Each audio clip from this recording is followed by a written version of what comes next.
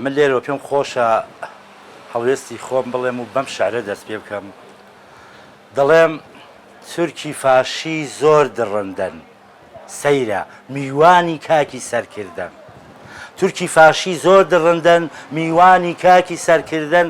خێرەوە هاتوونە باشوور، بۆیان ڕاخراوە فەرشی سوور. ئەزیزی من لێرەوە پێ دەڵێم ئیدانەکردنی من بۆ هێرشکاری تورکیا دڵنیا بە ئەوەنەی ئیدانەی تورکیاکەم، ئەوەنە ئیدانەی ببوورە ئەو کەسانە ئەەکەم کە نۆکەرایەتیان بۆکەن کە بوونەتە داردەست بۆیان.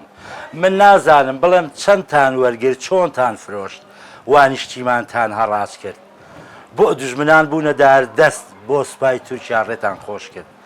ئەوە تێی هەن ئەم گەلی کووردە کۆمەڵێ خاین و خیانەتکار بەم گەلە بەڕاستی ئەم گەلیان وێران کردووە.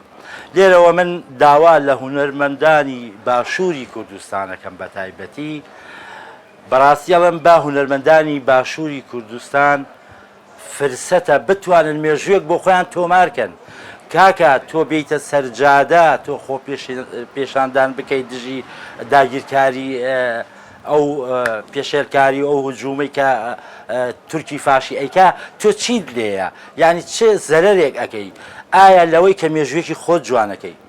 من لێرەوە ئەڵێم بەداخەوە ئیدانەی ئەو کەساناکەم نۆکەری تورکی فاشین، چونکە تورکیا بەتەنیا ئەمە ناکە ئەگەر پێشڕەوێکی نەبێ، ئەگەر کەسێک خزمەتی نەکە، ئەگەر فەرشی سووریان بۆ ڕانەخەن.